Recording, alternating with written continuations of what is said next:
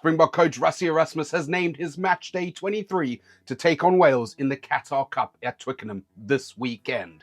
On Saturday, the Springboks will play their first match since beating the All Blacks 12-11 in the World Cup final in France 2023. To add to that, it's the first time the Springboks have played at Twickenham since beating the All Blacks by a record amount 35-7 in the Qatar Cup last year. And in this video, we're going to review the match day squad that's just been announced to face Wales. If we think back to 2018, when Rassie Erasmus and his staff first took over with the Springboks, they had a similar match against the Welsh in Washington.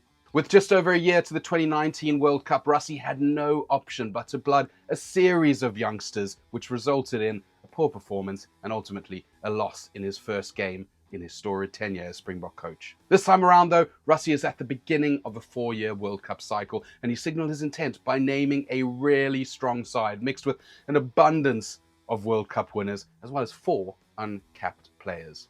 Starting off very strong in the front row with an all World Cup winning selection, we've got the man who devastated the English and the Kiwis at scrum time. It's none other than sellers that win scrums, Oxen Chair. He's joined by the very welcome return of Malcolm Marx and the veteran Vincent Koch. I cannot wait to see this front row get stuck in. At lock, we've got the incredibly experienced duo of Eben Etzebeth and Franco Sous Mostert. And you know they're just going to be looking to dominate all collisions and lineouts throughout the first half. Rassie is experimenting with a new back row trio, with the Marsden missile Pieter-Steph du Toit and the relentless Kwagga Smith forming the flanks, along with the relatively inexperienced but promising Evan Roos at number 8. Now, it's key to note Pieter-Steph du Toit has also been named as captain of the team. He's captained the Springboks once before, and can you guess when that was? Well, I'm going to tell you, it was against Wales in that loss in 2018. Rassie has a fantastic way of making things personal. I'm sure Pieter-Steph du Toit will go out there to right his wrongs and get his first win as Bok captain. Going into the backs, they've stuck with their World Cup final starting number 9 with Faf de Klerk taking up the reins, along with a rather curveball selection of Jordan Hendrickson. Now, the talented number 10 has always been destined for the green and gold, but some might have thought that the rise of Siya Masuku for the Sharks would have meant that he might get the start, or at least a place in the squad this weekend. However, Jordan is an exceptional player. He's played across the age groups, and I think he's going to be a fantastic prospect to watch this weekend. It's that part of the video, guys, where I ask you to help us spread our cheers for South African rugby by hitting that subscribe button, clicking on like, and sharing this video with anyone you think may like it. Andre the Giant Esterhuizen gets his recall back into the box centres, and he'll be pairing up with Jesse Kriel, who was the standout back for the Boks at the World Cup last year. Now, Esterhuizen's recently departed from the Harlequins and he's moving back to the Sharks. This means that he's the only player who's played in Europe this year and who'll be eligible for selection now for this game this weekend.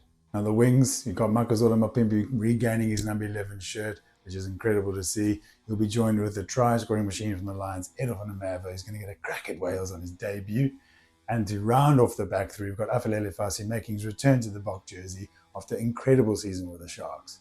And onto the bomb squad, Rassie Erasmus and his team have selected a 5-3 split for the first time since that quarter-final victory by 1 point against the French in the Rugby World Cup.